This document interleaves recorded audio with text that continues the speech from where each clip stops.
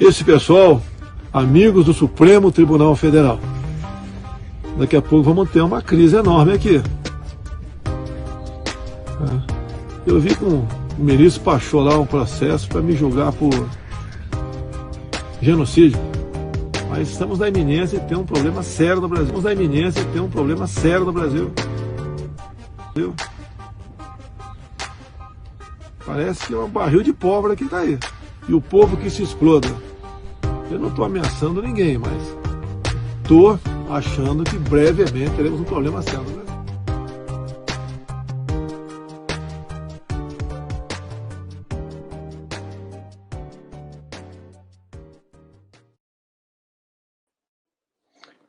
Então, estamos começando mais uma live de todos os crimes do presidente, nossa campanha aqui, que é feita pelos coletivos Ocupa Minc RJ, Cala a Boca Nunca Mais, Reage Artista, Stop Bolsonaro Mundial e 100 mil lives.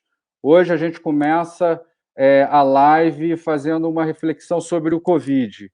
O Covid, essa terrível doença, esse terrível vírus que está levando a vida de tantos seres humanos, ela é consequência de um sistema insustentável que a nossa civilização adotou como meio de vida. Então, no momento onde a gente deveria discutir uma reconstrução de um mundo onde fosse sustentável a nossa existência, a gente se depara aqui no nosso país com problemas, esses já não são problemas enormes, a gente se depara com outros problemas mais graves e sérios, que é a política, ou melhor, a não política de combate à Covid-19 aqui no Brasil, pelo presidente da República, que exercita sua necropolítica. E hoje a gente tem como convidado o advogado e professor Rodrigo Mascarenhas. Ele é mestre em Direito Constitucional, é doutor em Direito Público pela Universidade de Coimbra, e ele escreveu um artigo muito interessante, que é a Constituição e o afastamento do presidente da República mentalmente incapaz.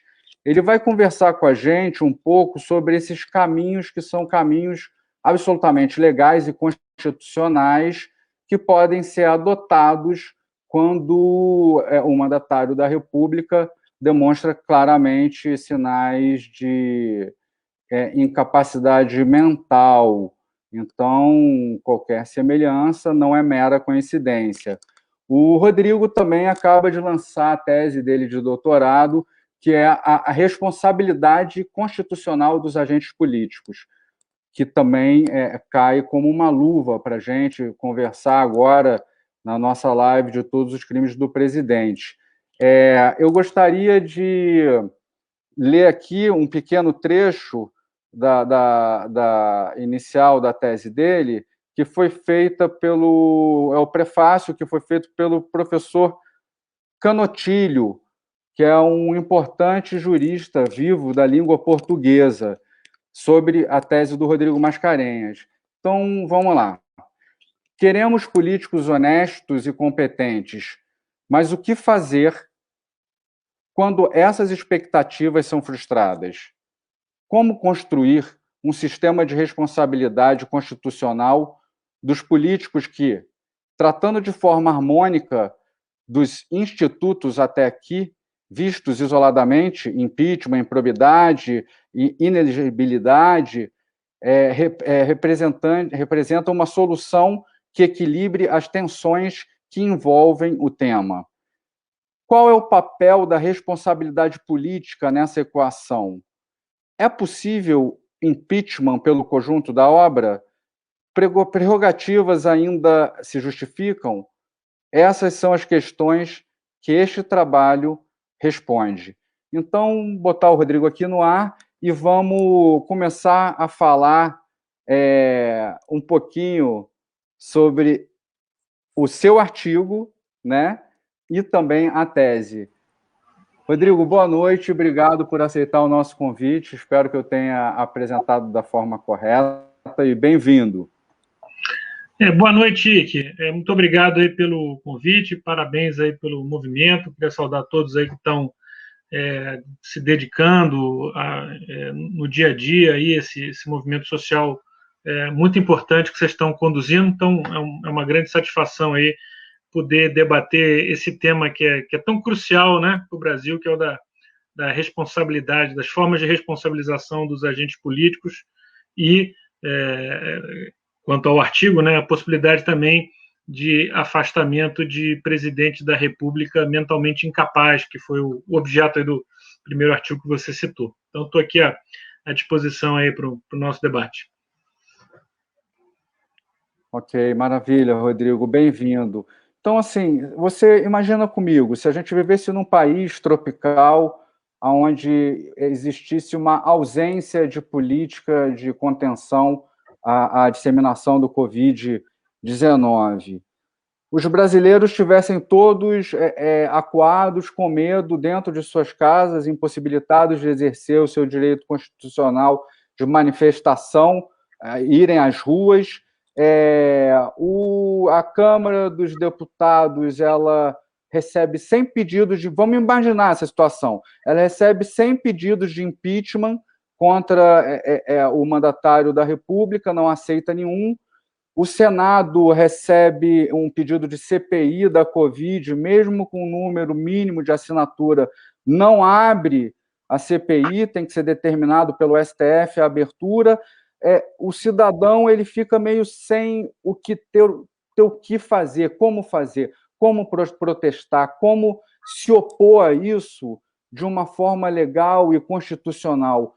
Se a gente estivesse vivendo isso, um país onde o presidente andasse sem máscara e receitasse remédios que não tivessem eficácia científica comprovada, e nenhuma dessas instituições democráticas estivessem dando conta desses serem esses freios que deveriam ser, como é que a gente, constitucionalmente, pela lei, a gente poderia agir assim? Na nossa Constituição e em outras constituições, como é que a gente poderia ter dispositivos como cidadão de poder lutar para preservar a sua própria vida?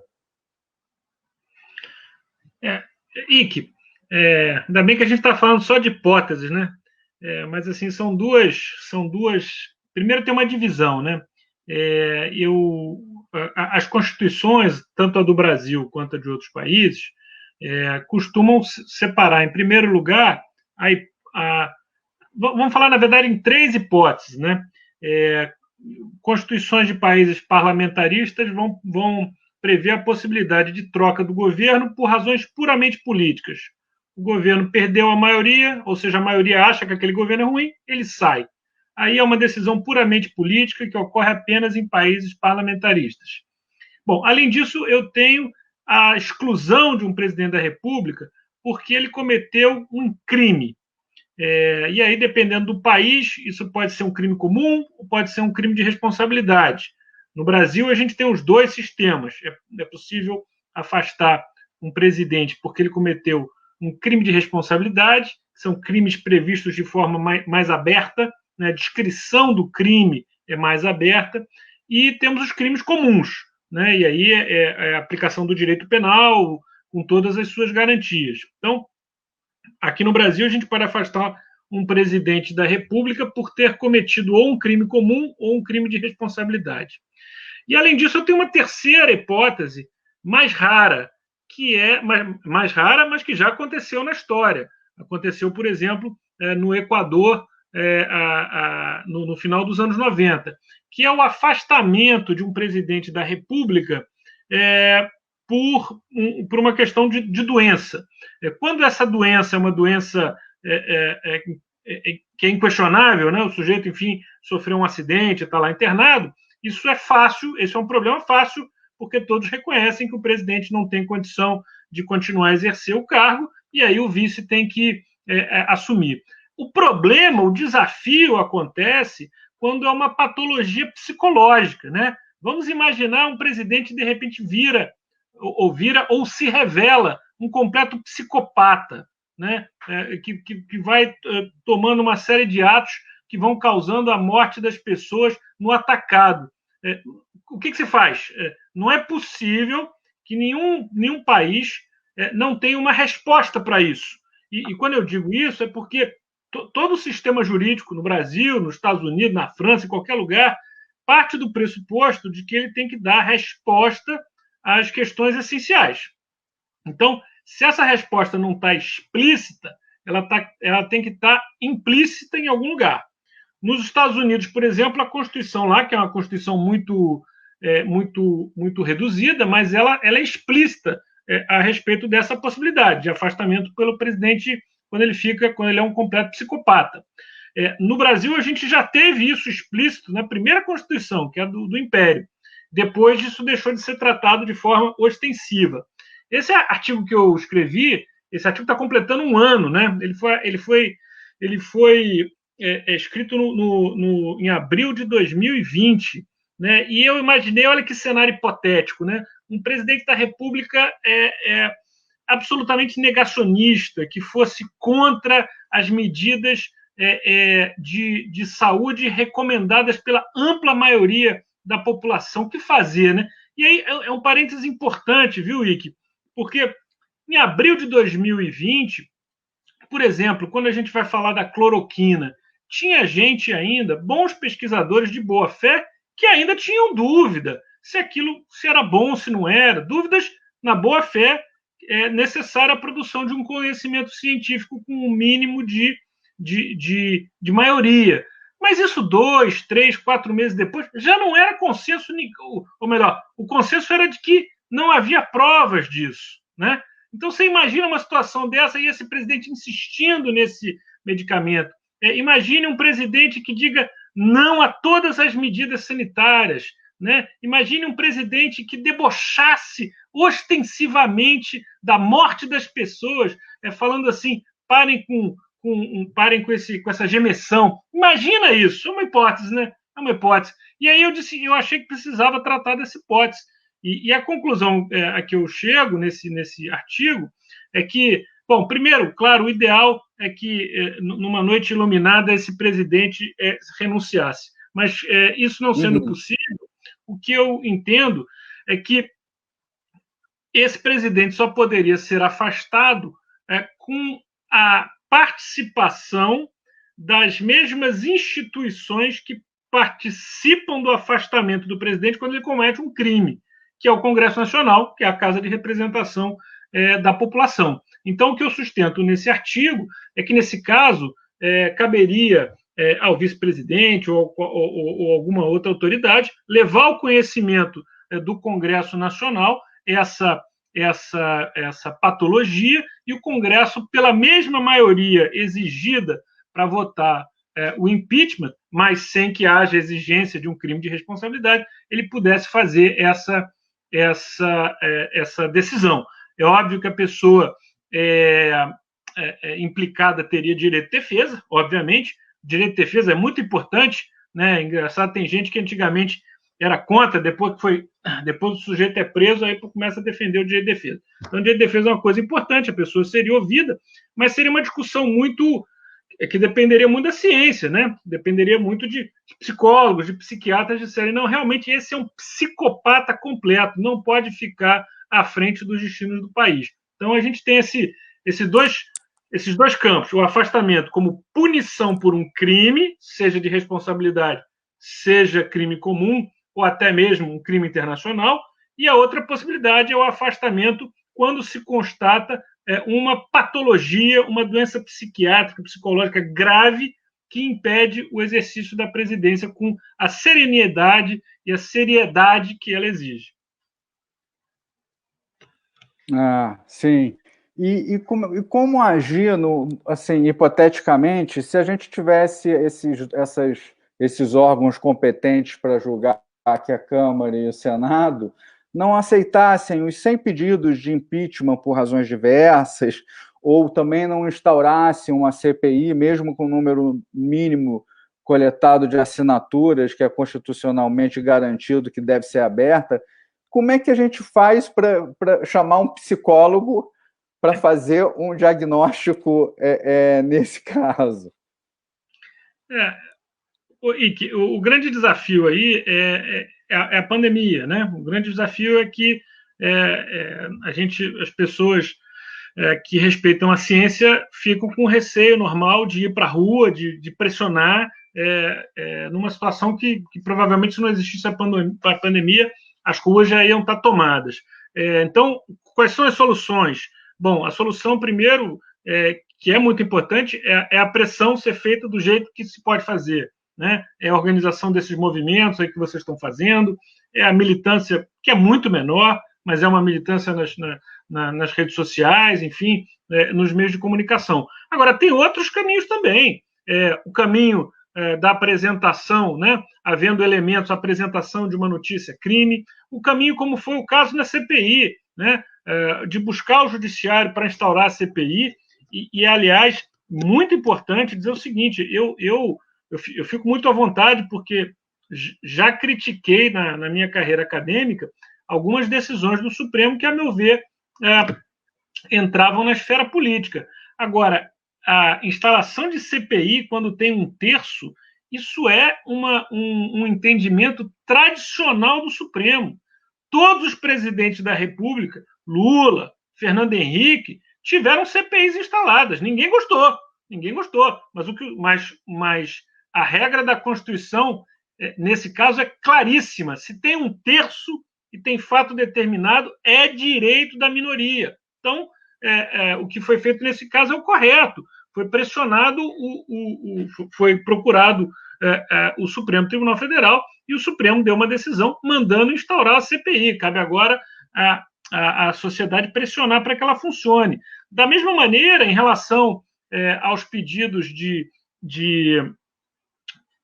impeachment protocolados na Câmara dos Deputados e até as notícias crime, é muito importante que se continue com essa pressão para que elas sejam apreciadas por quem de direito, né? É um desafio fazer isso sem povo na rua, sem pressão, mas a gente tem que fazer aquilo que está ao nosso alcance, né?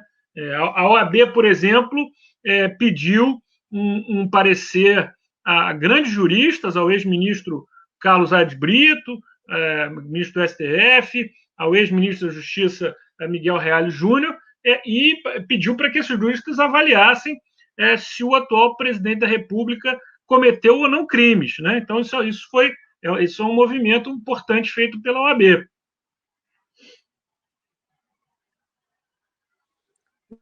E aproveitando que você tocou no assunto OAB, como é que a OAB está se movimentando, além de pedir um parecer, que é um parecer que me parece um tanto quanto óbvio, no sentido de um pedido de impeachment também do presidente? A sua tese, nesse seu artigo, ela se encaixaria, ela poderia ser fundamento para esse pedido de impeachment? O que a OAB está fazendo? Porque o Felipe Santa Cruz falou há pouco tempo que não entraria com pedido de impeachment porque o povo não estava na rua. Me pareceu um pouco,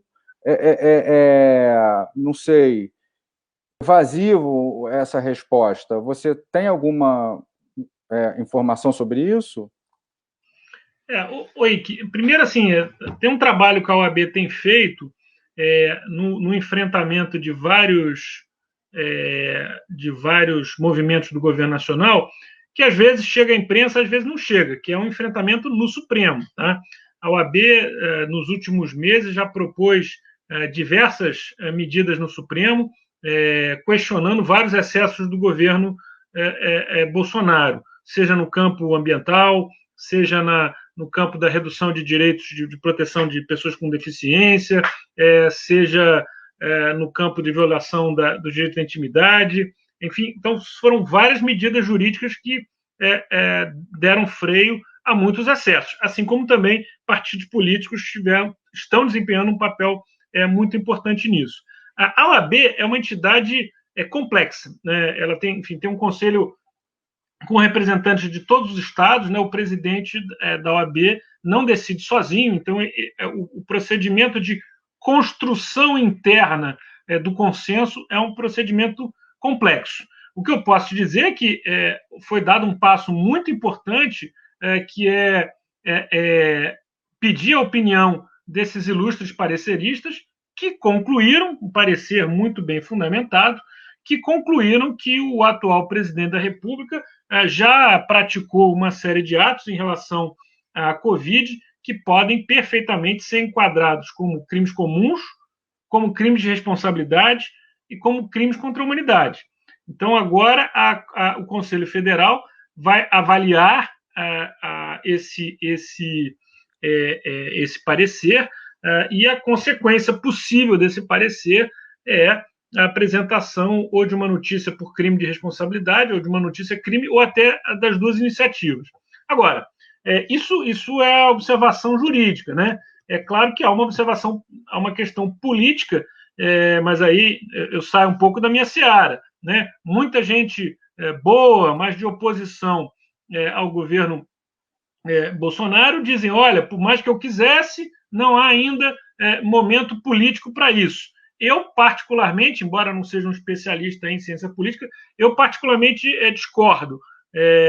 Me parece que se o senso de urgência não vem com 4.000 mortes por dia, ele tem que ser criado. Eu acho que o fato tem que ser criado, porque é angustiante, é indescritível o que o Brasil está passando com a inação quanto a uma situação tão dramática, né? É muito importante também, viu, a meu ver, a gente tomar muito cuidado para evitar a ideologização dessa oposição ao atual presidente. Porque não é uma oposição de esquerda, não. Nós tivemos no mundo inteiro governos de esquerda e de direita que se saíram muito bem no combate à pandemia. Portanto, isso não é necessariamente uma questão ideológica. Isso é uma questão de respeito à ciência, de competência, de empatia com o ser humano, de ouvir o outro, de ter capacidade de sentir o sofrimento, de querer tomar uma medida, né? Então, que as pessoas procuram colocar o problema dessa maneira, e eu acho um erro muito grande. O que a gente está precisando é de ciência, de empatia, né? Não, e prova disso é até esse parecer, né, feito pelo Miguel Reale, que foi um dos autores do impeachment da presidente Dilma, né? Então, você vê que tem uma pluralidade aí entre esquerda e direita, acenando e aceitando a mesma questão, né? Então, assim, além da questão da improbidade administrativa e do crime de responsabilidade, o seu artigo é um artigo místico, visionário, né? Porque também poderia entrar também mentalmente incapaz, né? Também dentre esses crimes, né? É uma coisa que poderia também tá nesse rol de acusações aí. Quanto à notícia crime que está no STF, do André Barros, a notícia crime 9020, como é que você vê? É a primeira notícia crime que foi feita no Brasil, né, apesar de ter denúncias em tribunais internacionais, mas o trâmite ele começa no Brasil para depois, esgotadas todas as instâncias aqui, ser remetidas para os tribunais exteriores, né? E ela chegou ao STF, né? A ministra Carmen Lúcia, a relatora, e com um pedido de destaque do Fachin para ser julgado no pleno presencial. Como é que você vê esse trâmite dela? Como é que você vê como o cidadão pode apoiar e entender o que essa notícia crime representa contra o Bolsonaro por genocídio? Bom, eu não conheço todos os elementos, né, da notícia, tudo que os documentos, mas o que eu posso dizer é o seguinte: os dois principais formas de responsabilidade do presidente da República, de responsabilização do presidente da República, são os processos de crime comum e de crime de responsabilidade. Em ambos os processos, exige-se que a Câmara aprove a acusação. Agora, depois que ela aprovou a acusação, os caminhos se bifurcam, né? Como dizia lá o nosso escritor argentino Borges, que, aliás, estaria absolutamente apavorado se estivesse vivendo nesse século. Mas, enfim, os caminhos se bifurcam como? No caso de crime comum, que é a hipótese da notícia crime, que você está falando, o julgamento é pelo Supremo Tribunal Federal e é um julgamento técnico. Na hipótese de crime de responsabilidade, o julgamento é pelo Senado Federal e é um julgamento que, em boa medida, é um julgamento político. Então, me parece que o melhor caminho, desde que a gente tenha aí as imputações corretas, as provas corretas, e eu quero dizer que eu fiquei muito impressionado com o parecer do Miguel Reale Júnior e do Carlos Aires Brito. O melhor caminho, a meu ver, é o da notícia crime, porque ela não significa que a gente não precise da aprovação da Câmara, mas uma vez dada a aprovação da Câmara, o trilho que ela segue é um trilho mais técnico. Eu não estou dizendo que o Supremo, como o Tribunal Constitucional, como o Tribunal de Cúpula, não seja sensível à pressão das ruas, à pressão política. É claro que ele é, e isso é natural que ele seja em alguma medida numa democracia. Mas, essencialmente, é um julgamento técnico, né? E o que a gente pode dizer, inclusive, como está descrito no parecer que eu já citei, é que, para ser suave, os indícios de ocorrência de crimes são muito robustos, né? São muito robustos. A gente está numa situação muito grave, né? Eu, aliás, queria observar o seguinte: quando a gente está falando, pelo menos no caso desse parecer encomendado pela OAB, do Carlos Aires Brito, eles estão analisando a Covid, estão analisando os ilícitos causados em relação à Covid, que são a maioria, né? E aí eles falam crime comum, crime de responsabilidade, crime internacional. Agora, tem outros fatos extremamente graves que foram praticados pelo presidente da República. O presidente da República foi incitar as Forças Armadas a se rebelarem. Foi para a porta do quartel-general. Isso é um atentado muito sério contra a democracia, contra as instituições democráticas, né? Então, isso é um ato que ele praticou, que, para dizer o mínimo, muito provavelmente se encaixa como uma outra possível razão para a denúncia por crime de responsabilidade. Claro, é natural que a gente acabe se concentrando nos casos da Covid, mas há outros professores, assim, a professor Lênio Streck, por exemplo, que é um professor do Rio Grande do Sul, colaborou também numa apresentação de uma denúncia que lista aí uma boa quantidade de fatos que podem constituir crimes também praticados aí pelo presidente. Então, assim, é fundamental que o Congresso comece a agir para a gente não perder mais tempo e mais vidas diariamente, né? E isso que eu ia te perguntar, né? O que ainda falta para ver a ação das instituições democráticas? Você acha que elas estão em pleno funcionamento? Porque são 4 mil mortos por dia, são mais de 370 mil vidas perdidas, muitas podiam ter sido evitadas, né? Teve a dispensa de 70 milhões de doses da Pfizer, né? Quando o alegado foi que os termos de contrato eram impossíveis, quando eram os mesmos termos de contrato feitos para o mundo inteiro e das outras vacinas também, tanto da Coronavac também era igual. Então, assim, é angustiante para a gente, para todo mundo que está sofrendo, porque a necropolítica que se instaurou e se instalou aqui, parece que as instituições não estão servindo como um freio eficaz, eficiente, que pare isso, né? E eu ia te perguntar justamente o que falta ainda, né? Para que isso aconteça, se você tem alguma ideia. O que eu acho que a gente acaba rodando em círculo por causa da pandemia, né?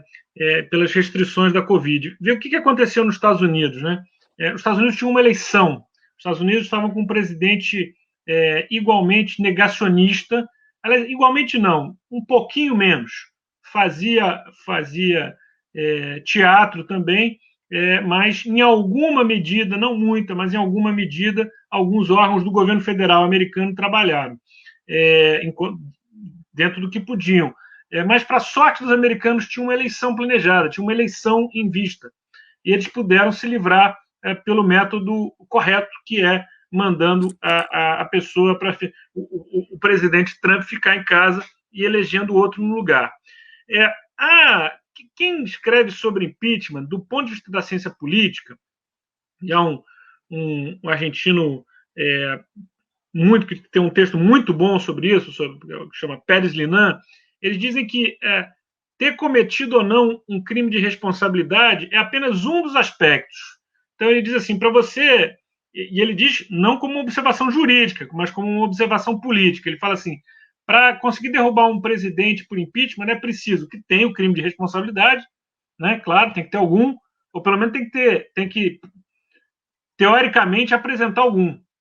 O governo não pode ter maioria, ou pelo menos não pode ter uma maioria forte, tem que estar em crise econômica e tem que ter povo na rua. Esses são os 4 elementos para a questão do crime de responsabilidade. Veja bem, né, insisto, eu não estou fazendo, isso não é uma análise jurídica, isso é uma constatação da ciência política. É evidente aí que tem um elemento que é impossível, essa é a grande contradição, que é impossível estar na rua, que é povo. Né?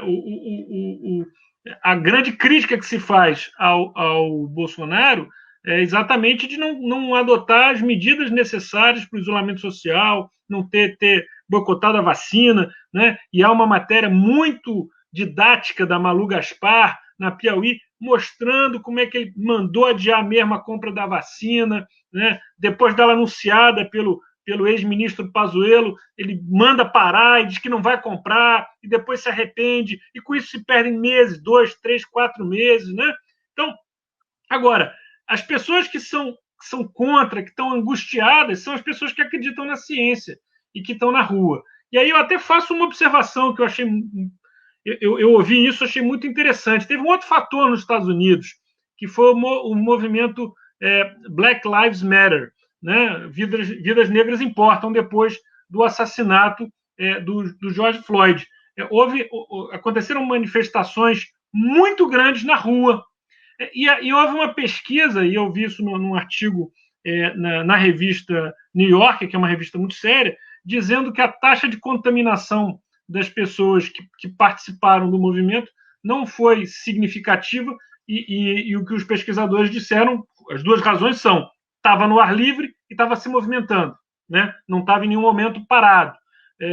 Mas por que eu estou dizendo isso? Porque foi outra diferença em relação aos Estados Unidos. Embora os temas sejam diferentes, Covid é um tema diferente do movimento Vidas Negras Importam, esses dois movimentos tinham um ponto de união, que era a oposição a um governo que tinha um desprezo geral pela vida e um desprezo especial pela vida, pela integridade dos negros nos Estados Unidos. Então, mas o fato é que lá houve essa pressão que no Brasil acaba não havendo, pelo estado de absoluta anestesia, né, que a gente está sofrendo, enfim, pela enorme perda, né? O Brasil, em termos relativos, em termos absolutos, enfim, é pavoroso, e a gente fica sem palavras. As pessoas, hoje mesmo eu estava lendo um artigo aí de uma das médicas que tem escrito na imprensa, e ela diz: olha, nós estamos falando a mesma coisa,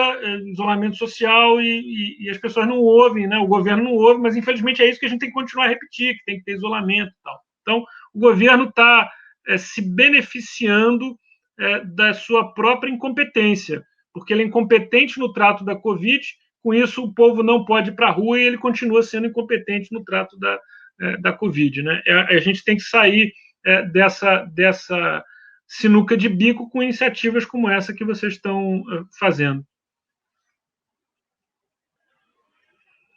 Eu acho que quanto mais a vacinação avançar e as pessoas começarem a receber primeira e segunda dose, as ruas vão ser tomadas. É impossível, né? Eu fico imaginando isso, né? O que falta para as instituições para eles darem o passo da interdição do presidente, né? Será que falta morrer a mãe de um deputado, de um ministro do STF, um irmão, um pai, um tio, um avô, uma mulher, um marido?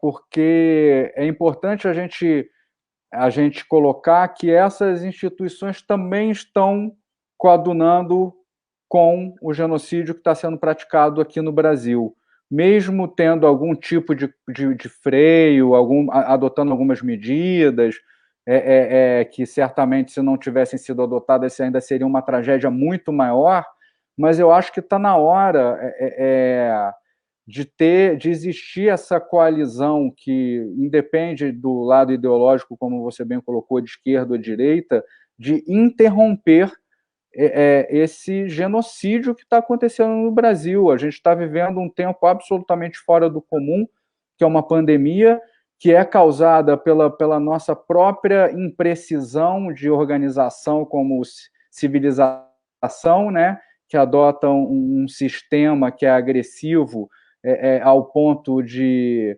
nem os próprios privilegiados desse sistema estão imunes a ser infectados pelo vírus, ou seja, nem o capitalista mais voraz e rico ele está imune de morrer, e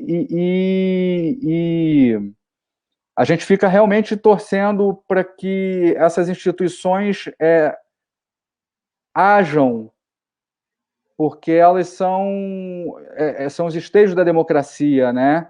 E a democracia ela é falha, ela precisa ser aperfeiçoada, mas eu acho que é a melhor maneira que existe de conviver e tentar buscar uma igualdade entre todos, respeitando os grupos, né, minorias e maiorias.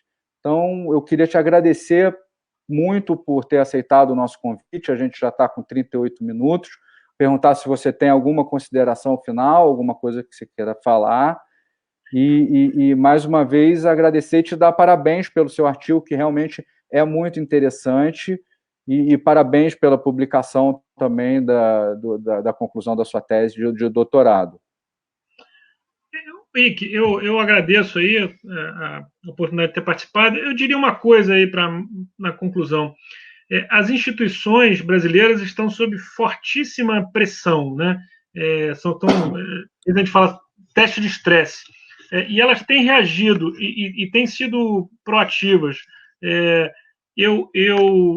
Como eu disse, já critiquei aí algumas vezes doutrinariamente, assim, em livro, o Supremo por alguns excessos, mas o Supremo tem se saído muito bem na pandemia, e nós estaremos muito pior se não fossem as decisões que ele tomou.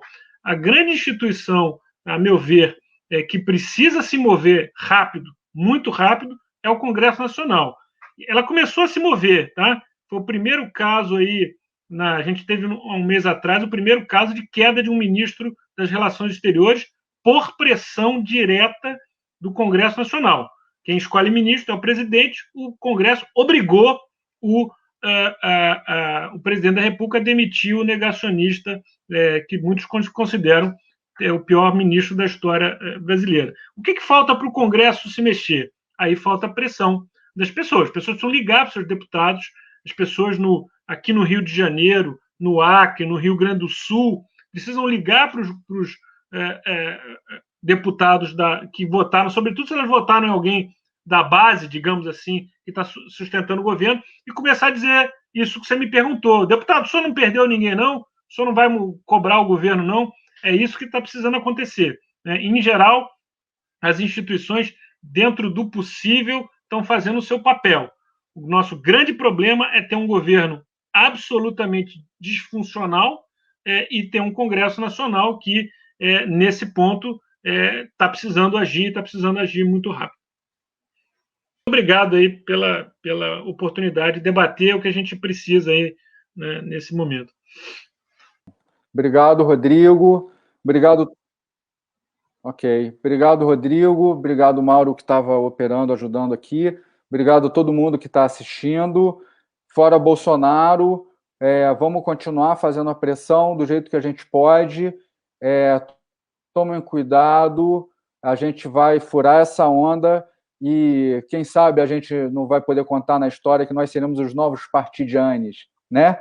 Um abraço para todos, para todas, para todos, e curtam as nossas páginas, e vamos seguir com fé, e vamos seguir com amor no coração, e isso tudo vai acabar um momento e as pessoas vão pagar e serão julgadas pelos atos que estão cometendo. Um abraço carinhoso, um beijo para todos. Obrigado, Rodrigo.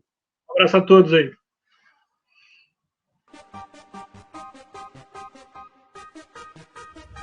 Esse pessoal, amigos do Supremo Tribunal Federal. Daqui a pouco vamos ter uma crise enorme aqui. Eu vi com o ministro Pachô lá um processo para me julgar por genocídio. Mas estamos na iminência de ter um problema sério no Brasil. Estamos na iminência de ter um problema sério no Brasil. Parece que é um barril de pólvora que está aí. E o povo que se exploda.